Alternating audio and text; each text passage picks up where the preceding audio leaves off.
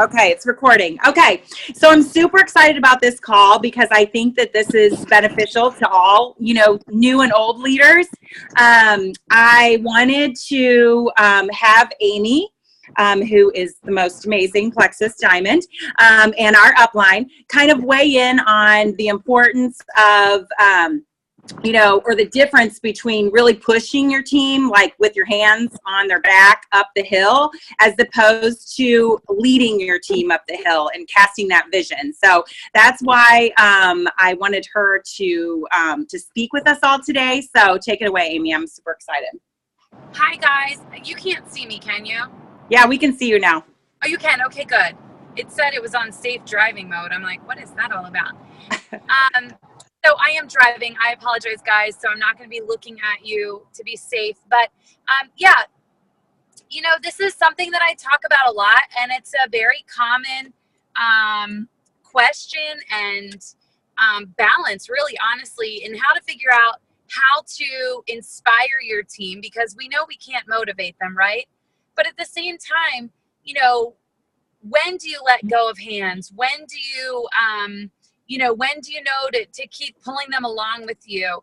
And so honestly, like what I just wanted to talk about today is that it really is a fine balance of knowing your teammates. It's all about relationship, right? So I think a lot of times people get confused when I say, you shouldn't be pushing your team. You shouldn't be, driving them hard. You shouldn't be.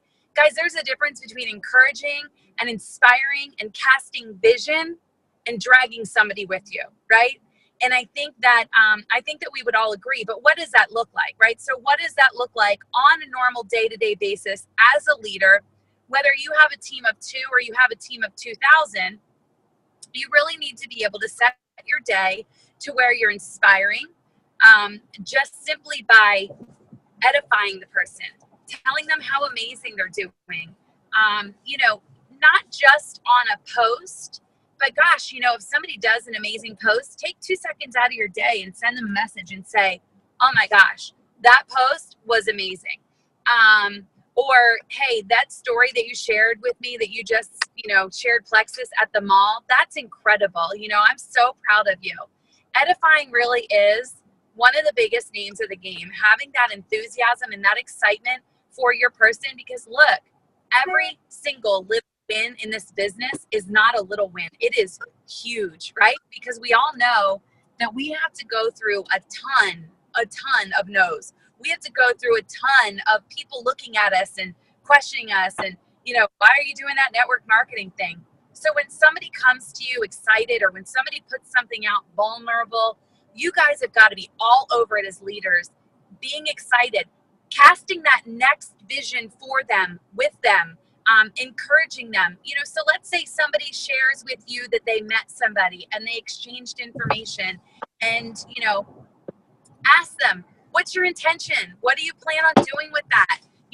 How do you intend to cast the vision that Plexus really is what that person needs? Really just building that person's knowledge base, their understanding of the business, their excitement is going to take you so far. So I just wanted to kind of talk today about, when to let go, when to continue pushing or pulling. And honestly, this is what I mean when I say you're not going to be able to pull somebody or push somebody along on this journey with you. Often when we start, right, none of us know what we're doing. There are days when I still don't know what I'm doing as a diamond, and that's the truth. But there comes a time when 6 months, a year in, your teammates should not be asking you, hey, what should I say to so-and-so to try to get them to join my team? I don't play that game. I'm not going to engage with that person, that ambassador. What I'm going to say back is, it is your relationship to build. It is you that has to cast the vision and the excitement for your team. So what is it that you would say? And then I'm going to help you tweak it. So when somebody's coming to you and constantly asking you, I need help, I need you to do this, I need this, don't necessarily just let them go, but make them step up for themselves, because the more comfortable they feel about doing it for themselves, the more successful they're going to feel in business. You know, it's no different than any other business, right? Think of it as you're working in an office. If you have to constantly ask your boss what to do and how to do things all day long, it's probably a very mundane day. Whereas if you could take things into your own hands and you can be creative with it and you can get excited about it and maybe run ideas like, hey, I did this, what do you think? That's a totally different story. So when I say don't push your team or don't pull your team, that's what I mean, is don't keep helping them over and over and over again in those little ways that take away from your day. Because look, here's the thing. That person that's relying on you all day long, that's texting you over and over again, it's fine in the beginning. You have to do that to build, you know, the relationship with them, to build their confidence in Plexus and in the products and in the opportunity. But there comes a time when you have to start letting go. And so what does that look like? Well, for me, a lot of times, I take longer to get back to someone. Because if somebody says to me, oh, Amy, what are the ingredients in such and such? Guess what? I know that I've taught that person where they can find that ingredient. So I'm not going to answer that question right away. I'm going to give it several hours. And then I'm going to go back into that chat and see, you know, exactly if they still need me. And if they do, I'm not going to give them information that they need. I'm going to tell them where they need to find it from. And that may seem harsh, but like, you know, think of it when you were a kid, right? Back when we actually used dictionaries, or at least I did, like we didn't have the internet. I remember all the time doing homework and trying to complete tasks. And I needed to know what a word meant. And my mom would say, go look it up, right? Go look it up. Why? Because I needed to have that skill to be able to be independent for myself, to be able to do it for myself and feel successful for myself. It's no different with your team. You need to build them up and give them the tools that they need to be able to get what they need to get. Now, that's just a matter of keeping them from basically, can you guys still see me? Mm-hmm. Okay. Yeah. That's just basically keeping them from needing you all the time, right? And you having to pull them along, like pulling teeth to get them to come with you on this journey. Now, that's totally different than casting vision and inspiring someone. And so how do you inspire someone? Well, honestly, inspiration is really, in this business, it comes from activity. So what are you doing to inspire? Are you being consistent to where people are seeing results with the products, either maybe weight loss or inches lost, or you're reporting how great you feel and how happy you are? You know, that is inspiring, right? People draw inspiration from that. And when people are having tough days, they're going to look to that and go, okay, I need to figure out what I'm doing or what I'm doing wrong so that I can do what you're doing, so that I can have the results that you're having, so that I can be happy like you are. So that's piece of the inspiration. But another piece of the inspiration is being consistent with how you run your business. You know, if you are constantly telling people what to do, it gets really, really old, right? But if you're able to show them by example, if you're able to post vulnerably, if you're able to do live videos or, you know, recorded videos, if that makes you feel more comfortable, changing up the way that you do your business, how you attract people to you, you know, it's a big audience game, right? Like network marketing is an audience game. How are you attracting people? And not everybody's going to be attracted by the same thing. So you have to constantly be switching it up. But people are going to draw their inspiration from you. I'm inspired by Katie all the time. I mean, and she's not even, you know, my leader. She's a leader on our team. But you can draw inspiration from other people too. And so I think that it's important that you're connecting people that are like-minded. That's something that can help build inspiration. And you know, this is something that Katie and I were just talking about the other day. You know, how do I get somebody to just want to dive into these, you know, books or podcasts or videos or, you know, what have you? And honestly, I could tell you all day long, that it takes a minimum of 30 minutes a day of personal growth and development to get to diamond. And I guarantee you, maybe 1 out of 20 of you are going to do it. You're going to have excuses. You're going to tell me you're too busy. You're going to tell me the kids are always in the car, so you can't listen to what you want to listen to. This is what I know.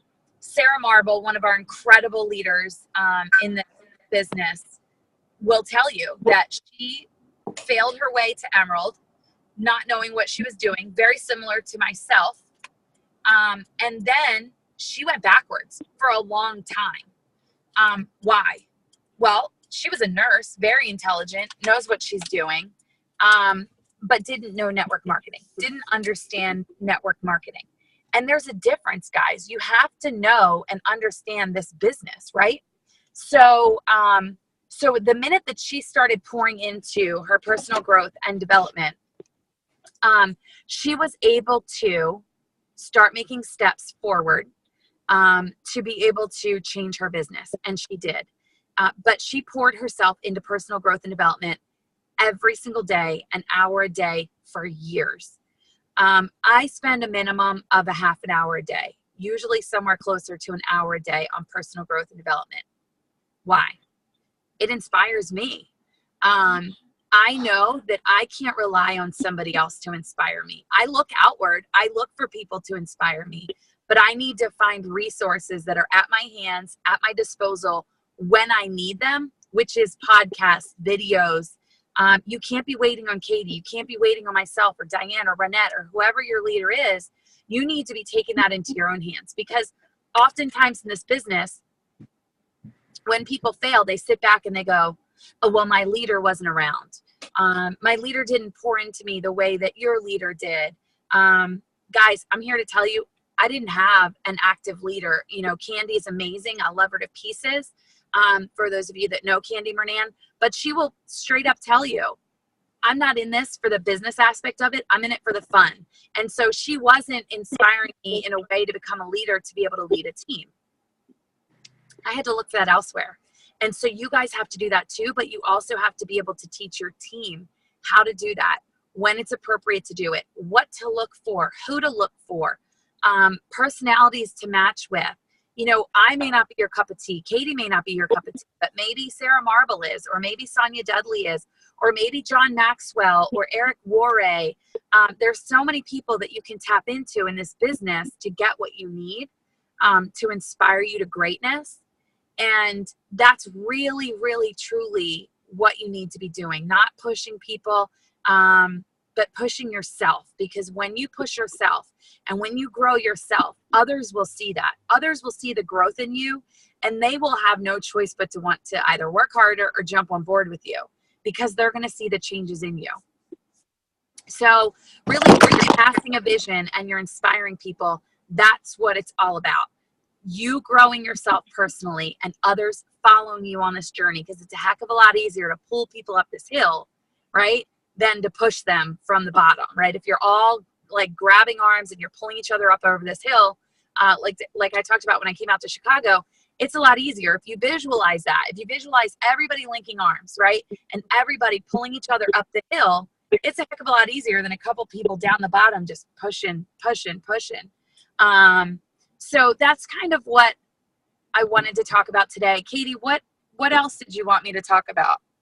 Yeah, that was the big thing. I mean, I think that I get confused, you know, like, what does it mean to inspire? What does it mean to, you know, motivate, you know, and then what does it mean to be at the bottom of the hill pushing everyone up? Like, I think that because we created this great leaders group, and we're coming together and we're using each other's strengths. And guys, I mean, Amy was behind that. She definitely gave me some input on that. And so you might want to talk about that. Like, and I told you a little bit about this group that we're creating and how we're all going to be coming together and really participating in that so that we can all grow together. Yeah. I mean, look, one probably the most, I don't know, one of the best things about Plexus for me is coming together with people that maybe you have nothing in common with outside of Plexus, or, you know, maybe you would have never been friends with outside of Plexus, and coming together because you all have something great to offer, right? So for me, when I joined Plexus, Jana and Candy were, I don't know, maybe gold and senior gold. My leaders at the time were gold and senior gold. I didn't have access to a diamond or a ruby like Katie is.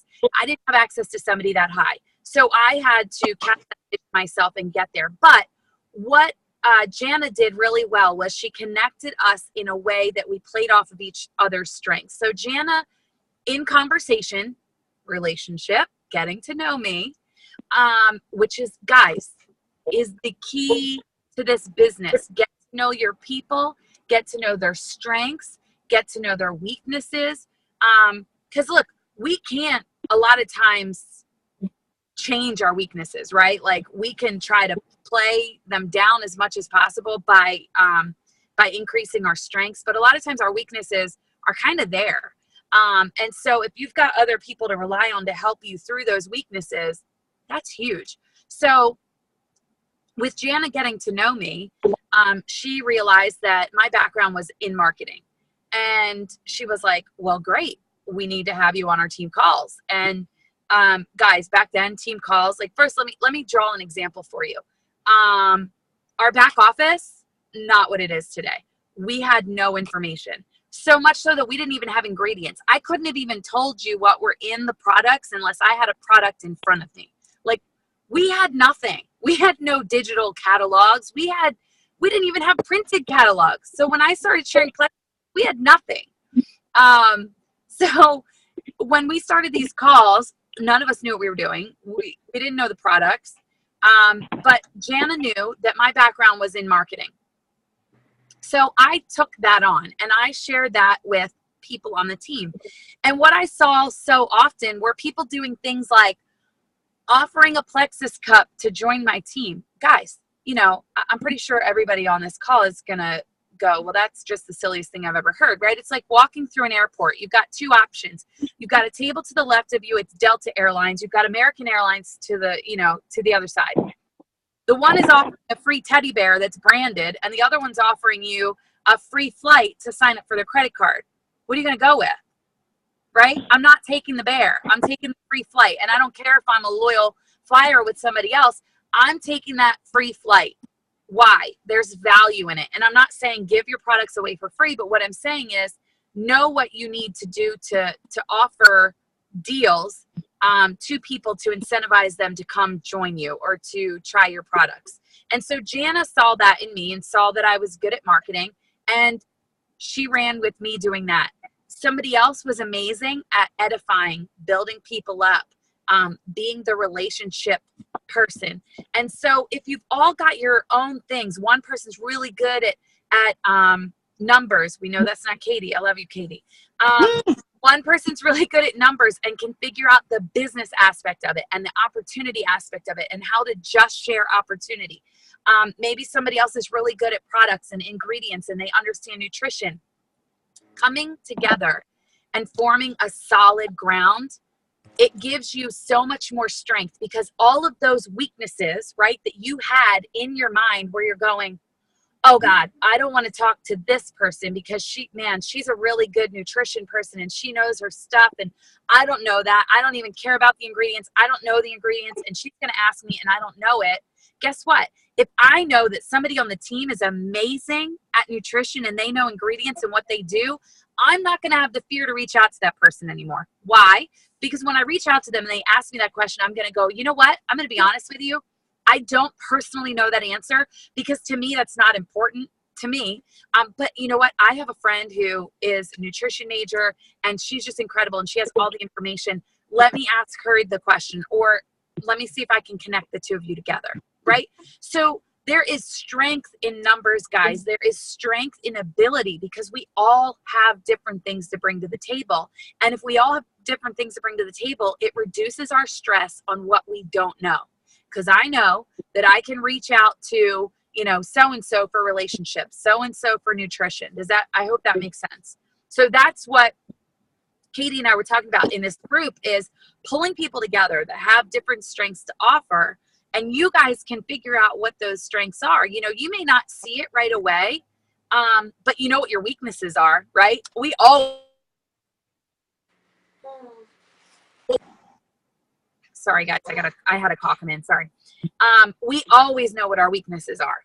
And so if you know what your weakness is and you're willing to share it with the group, you can say, guys, look, straight off the bat, I am terrible at numbers, and I'm terrible at ingredients. Those two things you cannot count on me for. I need somebody to help lift me up with that. But if you need marketing, you need relationships, and you need enthusiasm, I'm your girl. You need graphics, fun graphics, where to find out how to do that, I'm your girl. So that's really the power of being on a team like this, is being able to use each other's strengths. And I think sometimes when we are in these larger groups like Goal Diggers, like Plexus Inspiration, as amazing as they are and as incredible of the things that they offer, they don't a lot of times allow the personal connection that's needed to really understand and grow together as a team, like as a small unit.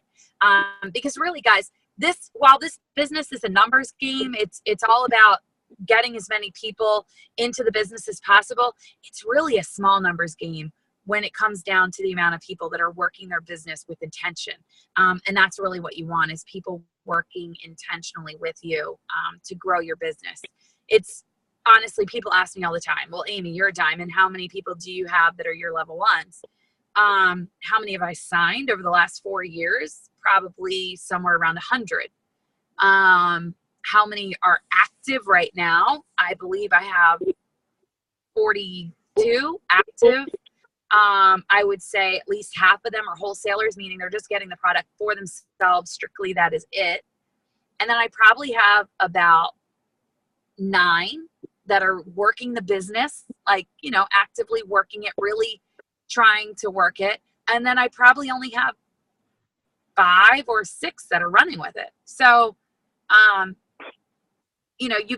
you've got to keep putting yourself out there, but realize, guys, that your rock stars are going to come along. So the more you're sharing and the more you're getting people on board, and the more that you're able to cast the vision. This is the other thing too. Casting the vision to someone really requires you getting them to silver.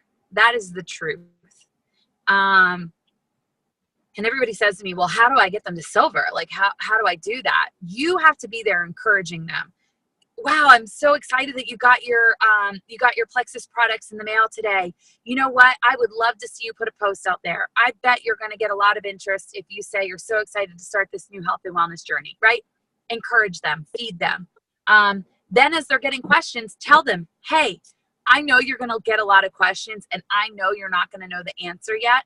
Here's the thing. If you're brand new and you don't know the answers yet either, and that's the speed that you're signing, that's okay. Keep reaching up until you find people that can help answer your questions. Because I know when I started, none of us knew what we were doing. So we had to keep reaching up to find somebody that did. So you have to cast their vision to silver. Why?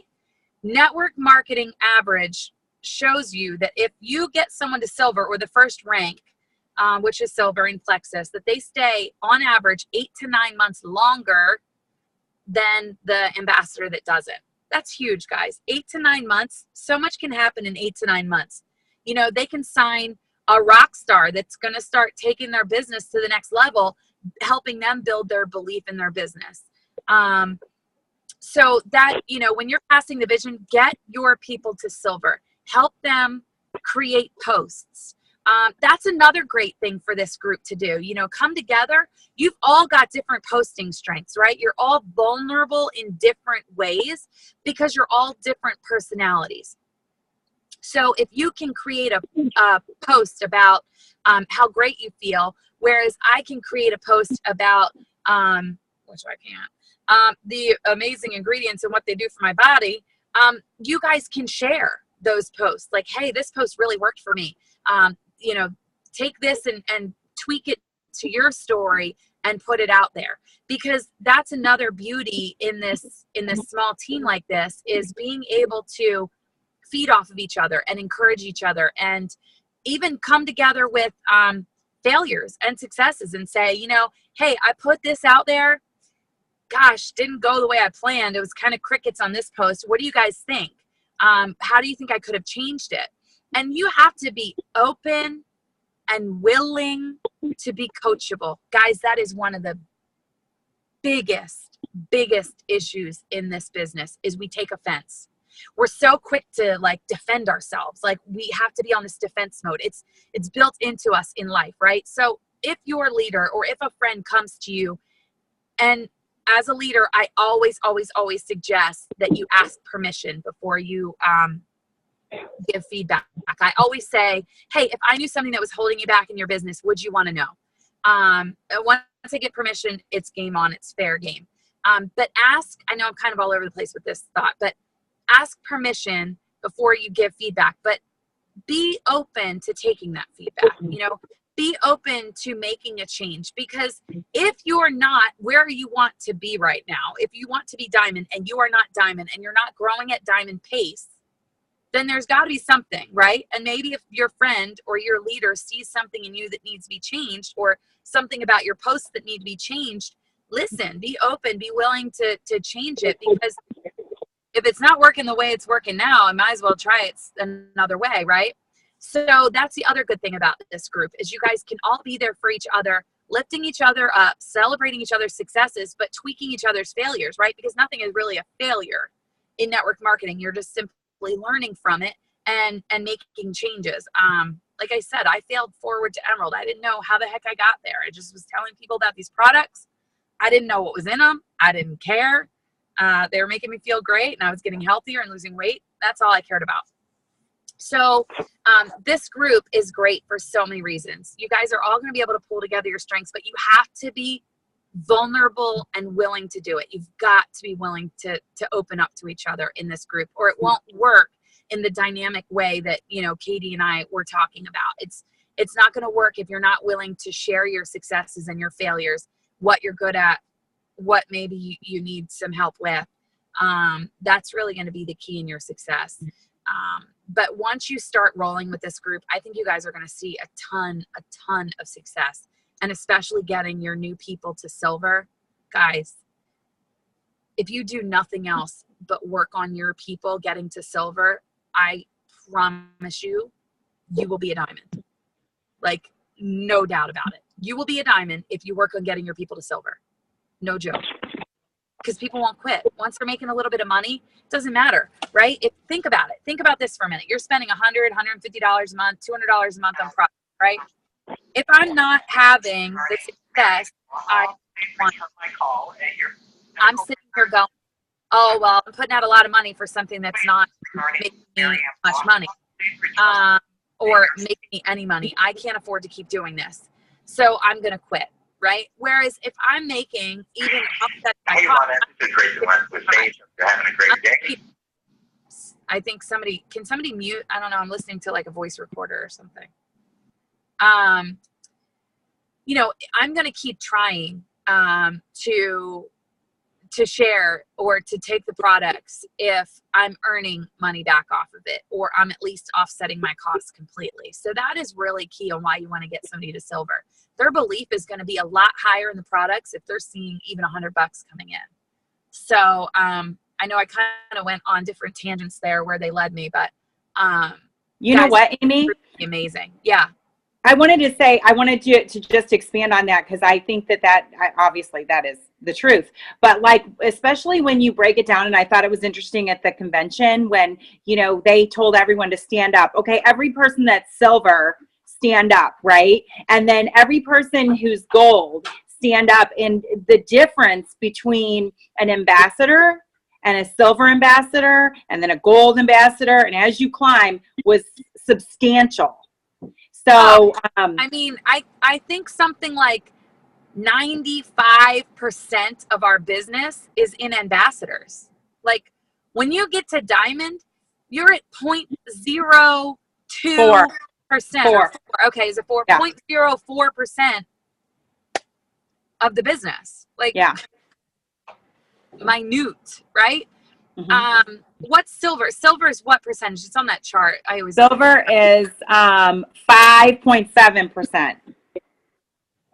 And what's ambassador? Ambassador is 88.80%.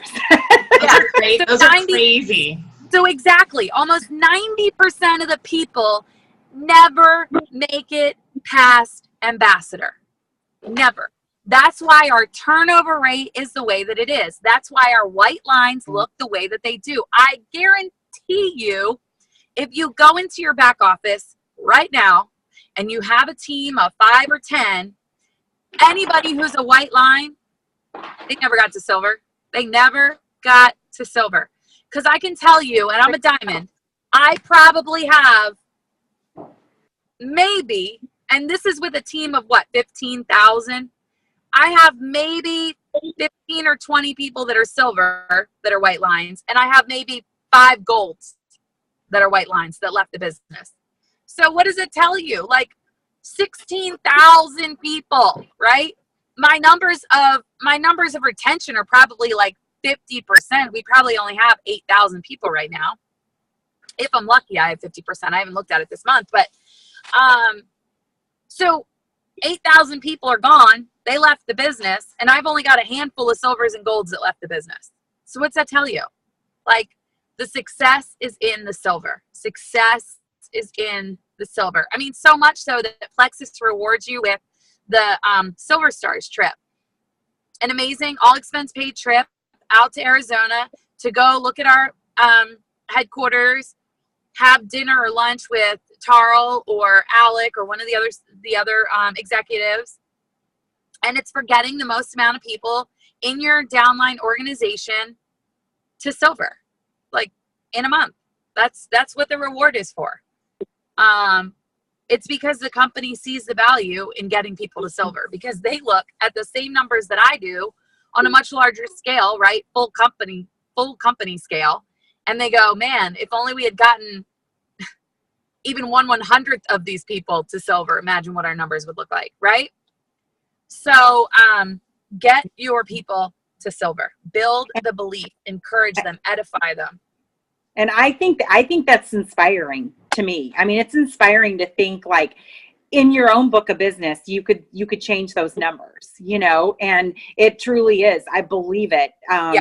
Inspiring people to move to the next step of self-development, of belief in themselves, belief in the products, and it's only up from there, really. Absolutely. And you can't, here's the thing, you can't want it for certain people, which is why I talk about you can't push people, right? So you can't want it for certain people, but it doesn't mean that you can't cast the vision to where they're maybe going to change their mind. It doesn't mean that you need to push them every single day or pull them along with you, but you should still be going, hey, I saw your post, or I was thinking that post that you did, it would have been great if you added something about Plexus. That was a huge opportunity for you. Maybe next time do something like that. People don't know, when you're brand new, you don't know how much is too much Plexus. And I think that's the biggest fear a lot of times is people go, oh, well, I don't want to post all the time Plexus. Now I'm talking if you're using Facebook to run your business. And a lot of people do. Most people do. Some people don't. But for those that use Facebook, people say to me, oh, well, I can't post 5 times a day on Facebook. That's way too much. I built my business to diamond posting 5 to 7 times a day. And I posted 50% of the time personal, 50% of the time business. And you've got to be constantly switching up the times a day that you're posting things. Why? Well, I may get on every single morning at 8 a.m., but Katie Driscoll may have gotten on at 6:30, right? So for those of you up at 6:30, but so you want to change the time of day that you're posting, because if I get on at 8, I'm likely not seeing what you posted at 6:30 in the morning, right? Because I'm not scrolling all the way down my news feed for the last 2 hours. I'm going to look for like a couple minutes and then that's it. Same thing as lunchtime. Some people take their lunch at 12, some people take it at 1. Post at different times of the day so that you're catching a different audience, because chances are most people on a routine stick to that routine. I'm drinking my coffee in the morning, so I'm on Facebook. I'm at lunch, so I'm on Facebook. I'm cooking dinner, so I'm on Facebook. The kids are in bed, so I'm on Facebook, right? But that time of day looks different for everybody based on what's going on in our life. So definitely, if you're posting on Facebook to attract people to your business, you want to be vulnerable. You want to be putting yourself out there in different channels, be it personal posts, videos, lives, but you want to mix up your time of day that you're doing it. So there's that. There's Go that team. tangent. Awesome. I'm going to stop recording now because I think you covered some amazing things. So I'm going to stop. Okay. Okay, hang on. I'm right here. I'm just off video for 1 second. Okay. Do you want to stop cloud recording?